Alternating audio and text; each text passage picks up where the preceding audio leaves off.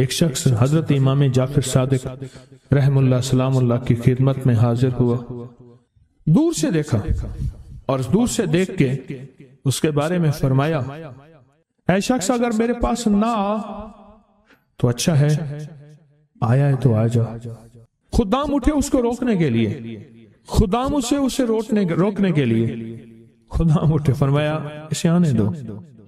جب وہ بیٹھا تو کہا کہ تیری پیشانی پہ شقاوت لکھی ہوئی ہے، بدبختی لکھی ہوئی ہے۔ دو افراد ہیں، یا سعید ہیں یا شقی ہیں۔ میرے آقا سرور کونین صلی اللہ تعالی علیہ وسلم کی دعائیں ہیں باقاعدہ ایسے لوگوں کے لیے جو اگر شقی ہیں، اللہ ان کو سعید بنا دے، ان کو سعادت مند لوگوں میں شامل کر دے۔ ایسے لوگ جن کے لیے تیری نظر رحمت ہے، تیری خوشخبریاں ہیں، اور جن کے لیے تو نے جنت کو آراستہ کیا ہے۔ فرمایا تو خاموش بیٹھ جا۔ بیٹھ گیا اور کہنے لگا کہ آپ نے میری پیشانی کو پڑھ لیا، بس میں اسی لیے آیا ہوں اور آ کے آپ کی خدمت میں۔ کیا ایسا ممکن ہے کہ میری یہ شقاوت ختم ہو جائے؟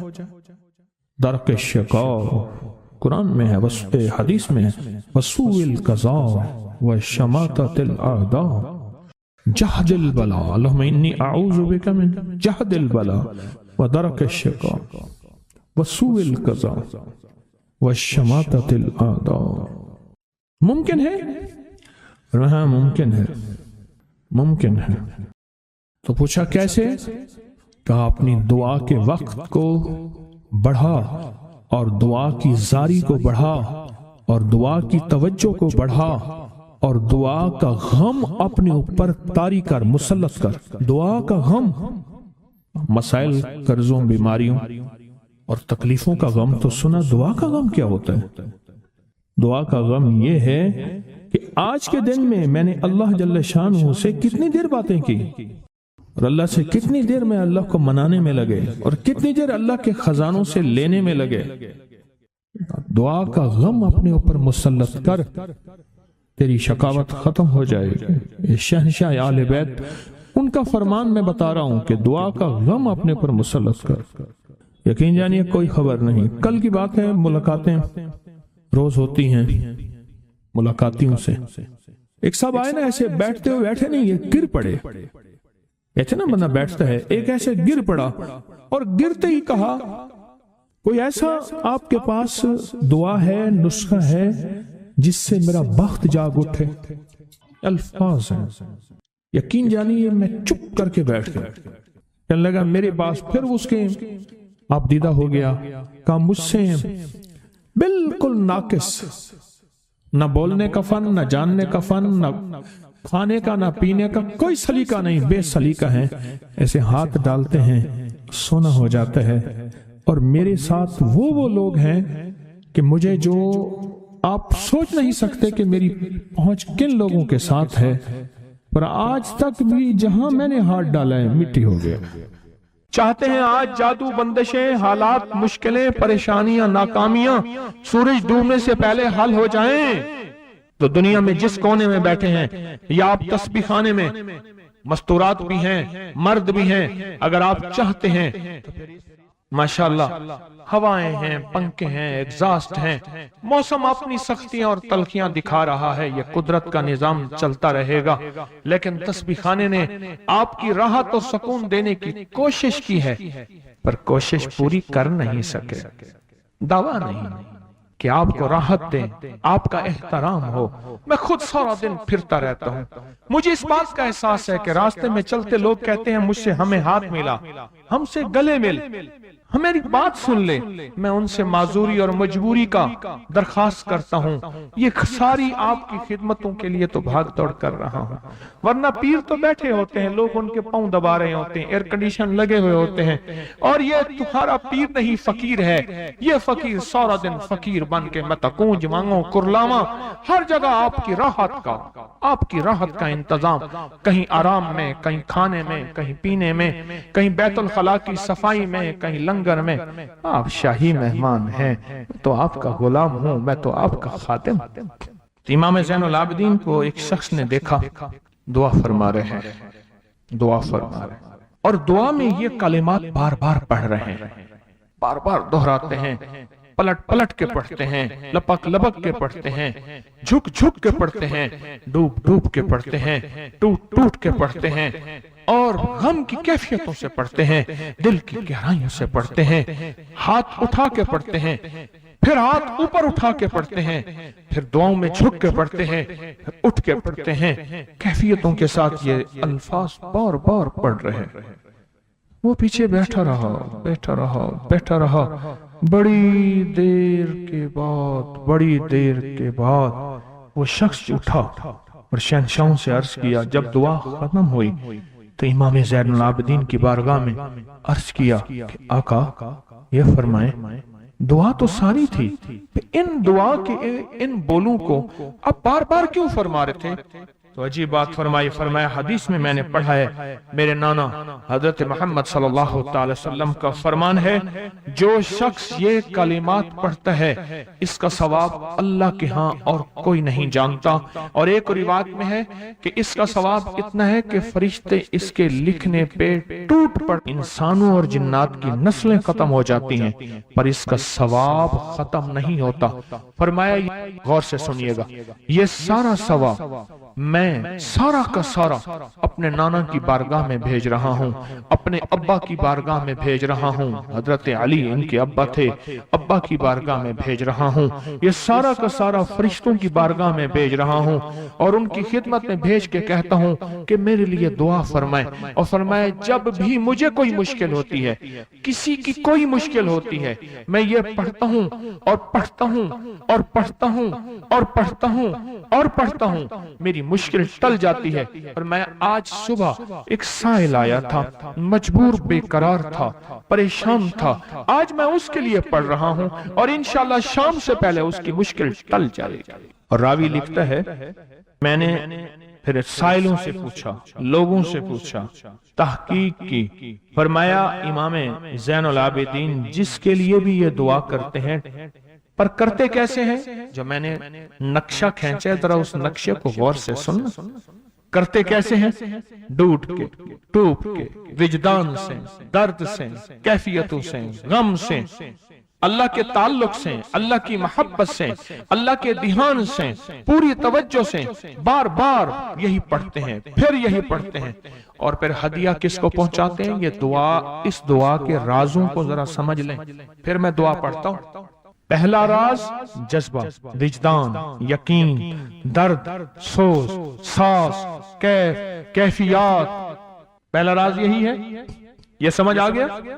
دوسرا راز، اس کو پڑھ کے اللہ اس کے حبیب کو، سارے فرشتوں کو، آل محمد کو، ان کو ہدیہ کرتا ہوں اور ان سے عرض کرتا ہوں کہ میرے لیے دعا فرمائے۔ یہ دوسرا راز ہے۔ ان دو رازوں کے ساتھ اس دعا کو پڑھتا ہوں، اور جس کے لیے پڑھتا ہوں شام سے پہلے اس کا مسئلہ حل ہو جاتا ہے۔ انہوں نے لفظ جو اختیار کیا عربی زبان میں، لفظ جو ملا ہے مجھے، اس کا ترجمہ یہ ہے کہ سورج اپنا منہ چھپائے اس سے پہلے اس کا مسئلہ حل ہوتا ہے۔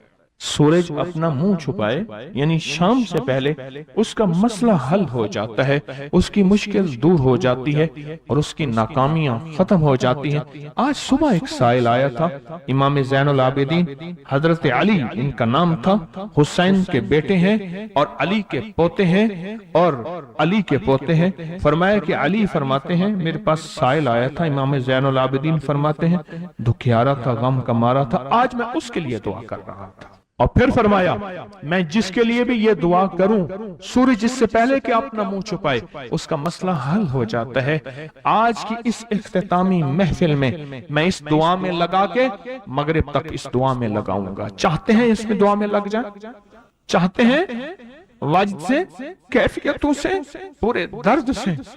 میں الفاظ پڑھنے لگا ہوں، میرے ساتھ پڑھیں گے، ان الفاظ کو ہم 3 بار پڑھیں گے، اور اس میں ایک چیز بتاؤں، آل رسول کی نسبتیں ہوں اور ایک سچا جذبہ لے کر آئیں، اور پھر یہاں سے خالی جائیں، جھولیاں بھر کے نہ جائیں، کانٹوں بھری جھولی لائیں اور پھول بھر کے نہ لے جائیں، جھولیوں میں کنکر لائیں اور موتی لے کر نہ جائیں، بات نہ بنی، پھر مزہ نہ آیا۔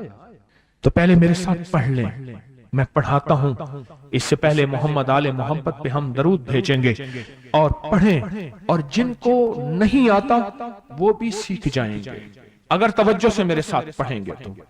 آئیں امام زین العابدین کا تحفہ، اور جن سے پیران پیر شیخ عبد القادر جیلانی رحمت اللہ علیہ نے لیا، اور جن سے پھر 1.25 لاکھ اولیاء اور بزرگوں اور ہستیوں نے لیا، وہ پڑھتے ہیں۔ پڑھیں میرے ساتھ۔ یا رب لک الحمد کما ینبغی بے جلال وجہک وعظیم سلطانک، یا رب لک الحمد کما ینبغی بے جلال وجہک وعظیم سلطانک، یا رب لک الحمد کما ینبغی بے جلال وجہک وعظیم سلطانک۔ چاہتے ہیں آج سورج ڈوبنے سے پہلے فیصلے؟ چاہتے ہیں سورج اپنا منہ چھپانے سے پہلے آپ کے حق میں فیصلے؟ چاہتے ہیں آج جادو، بندشیں، حالات، مشکلیں، پریشانیاں، ناکامیاں سورج ڈوبنے سے پہلے حل ہو جائیں؟ تو دنیا میں جس کونے میں بیٹھے ہیں، یا آپ تسبیح خانے میں، مستورات بھی ہیں، مرد بھی ہیں، اگر آپ چاہتے ہیں تو پھر آج اس بول کو مغرب سے پہلے اور مغرب کے بعد تک بھی اس بول کو پڑھنا ہے، پر پڑھنا 2 شرطوں کے ساتھ ہے، ایک جذبے اور وجدان کے ساتھ، اور دوسرا پڑھ کے ان ہستیوں کو ہدیہ کرتے جائے، اور اپنی جذبوں اور اپنی پریشانیوں اور اپنی مشکلوں کو، ناکامیوں کا تصور کرتے جائیں۔ پڑھیں یا رب لک الحمد۔ مجھے ایک صاحب کہنے لگے، میں نے آپ کو پہلے بھی یہ بتایا کہ یہ جو نوافل ہیں جس کے بارے میں نے آپ کو کہا کہ جو یہ نفل پڑھے اور وہ کہے کہ میں بازی ہار گیا ہوں، میں کیسے مانوں؟ وہ کہے کہ میں بازی ہار گیا ہوں، میں کیسے مانوں؟ مجھے کہنے لگا کہ آپ سے سنا تھا اور اس کے بعد میں نے فیصلہ کیا کوئی شب جمعہ ایسی نہیں ہوگی جس میں اس کو پڑھنا نہیں چھوڑوں گا۔ کہنے لگے میں نے اس کو پڑھنا نہ چھوڑ۔ کہا میں نے خواب دیکھا۔ اللہ کہا کہ حضرت صدیق اکبر، فاروق اعظم، عثمان غنی ہیں اور حضرت امام حسن ہیں، یہ 4 ہستی ہیں، اور ان کے پیچھے مجمع ہے جو محسوس ہو رہا ہے، بڑے بڑے صحابہ ہیں، اہل البیت ہیں، یا تبع تابعین اولیاء، بڑی ہستی ہیں۔ بس یہ مجھے کہنے لگے یہ 4 ہستیاں محسوس ہوئیں۔ تو کہا ہر ہستی نے مجھ سے ہاتھ ملایا اور میں نے ان کا ہاتھ چوما، اور ہاتھ چومتے ہوئے ہر ہستی نے مجھے ایک بشارت دی، اور میں نے ان سے پوچھا آپ نے یہ مجھے بشارت کس لیے دی؟